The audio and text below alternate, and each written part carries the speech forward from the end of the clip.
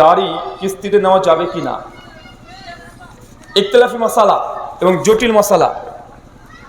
গাড়ি হোক, ফ্রিজ হোক, বাড়ির আসবাবপত্র জিনিস হোক, যদি অতিরিক্ত স্বাচ্ছন্দ্যে থাকার জন্য কিনতে চান, কিনবেন না কিস্তিতে। কথা বুঝতে পারলেন? মানে বুঝেননি?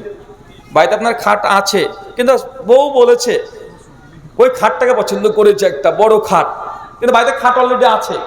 আরাম আয়েশের জন্য যদি আপনি কিস্তি করতে যান, যাবেন না। প্রথমে কি বললাম? কথা কি বুঝতে পারছেন? একটা মোটরসাইকেল আছে, কাজ চলছে, কিন্তু আপনার বউ বলেছে যে না, এটা তো হবে না, R115 লাগবে।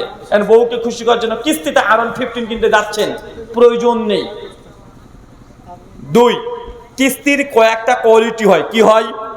ভালো করে শুনেন। 19-20 হয়ে গেলে হ্যাঁ না হয়ে যাবে, জায়েজ না জায়েজ হয়ে যাবে। নচেত কাল আবার বলবেন যে ওই যে রুহুল আমিন ভাই বলে গেছে যে এটা জায়েজ, এটা আমি একটু জায়েজ বলিনি।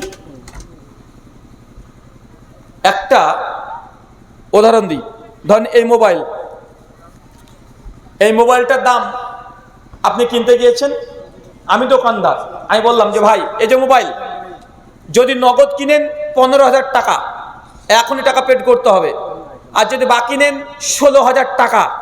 কথা বুঝতে পারলেন? 16,000 টাকা, 1 মাসের মধ্যে টাকা পেড করে দেবেন, 16,000 টাকা। এই যে দুটো দাম আমি ফেলে রাখলাম, একটা নগদ, একটা বাকি। এখন ক্রেতা যে কোনো একটা চুক্তির সঙ্গে ও রাজি হয়ে যেতে পারে। কথা বুঝতে পারলেন? ও বলতো ঠিক আছে ভাই, আমি বাকিটা কিনবো, 16,000 টাকায় দেবো। কিন্তু শর্ত থাকবে না যে 1 মাসের মধ্যে পরে যদি দিতে না পারে তাহলে কোনো ইন্টারেস্ট কাটে চাপবে। এই শর্ত যদি না থাকে তাহলে 16,000 টাকা দিয়ে মালটা বাকিতে বিক্রি করা জায়েজ, কিস্তিতে বিক্রি করা জায়েজ। এতটুকু কি ক্লিয়ার?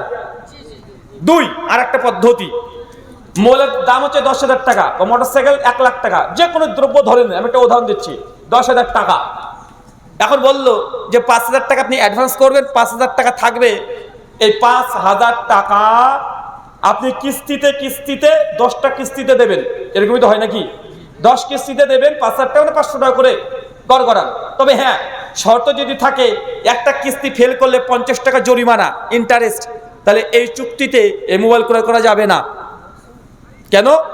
আপনি বলতে পারেন ভাই আমি কিন্তু কিস্তি ফেল করব না, আল্লাহি করব না, নিয়ত আছে মাসে দিয়ে দেবো, তারপরে পারবে না। কেন? কারণ ওই যে সুদ আপনি চুক্তিতে স্বাক্ষর করছেন, কি করছেন বলেন তো?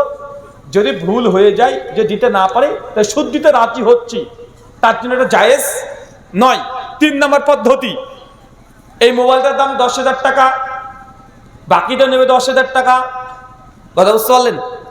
কিস্তিতে 10,000 টাকা, 10টা কিস্তি করে দিল, বলে 1 বছর সময়, 1 বছরের মধ্যে যে কোনো সময় বাকি 5,000 টাকা তুমি দিয়ে দিতে পারো। 1 বছর সময়, 1 বারে দাও, 10 বারে দাও, 5 বারে দাও, দেখবো না। 1 বছরের মধ্যে টাকা 5,000 টাকা তুমি দিয়ে দিবে, এখানে কোনো ইন্টারেস্ট নেই। তাহলে এই মোবাইলটা কেনাটা বৈধ। এখন আপনি দেখেন আপনার সঙ্গে যে গাড়ি, ফ্রিজ, মোবাইল বা যেসব কিস্তিতে আপনি কেনাকাটা করছেন, কোন শর্তে পড়ছে। কথা বুঝতে পারলেন? যেই শর্তে পড়বে, দেখার পরে জায়েজ না জায়েজ এই মাসালা আসবে। আপনি জাস্ট 3টে পদ্ধতি বললাম, দুটো না জায়েজ, একটা জায়েজ পদ্ধতি। শুকরান, জাযাকাল্লাহু খায়রান।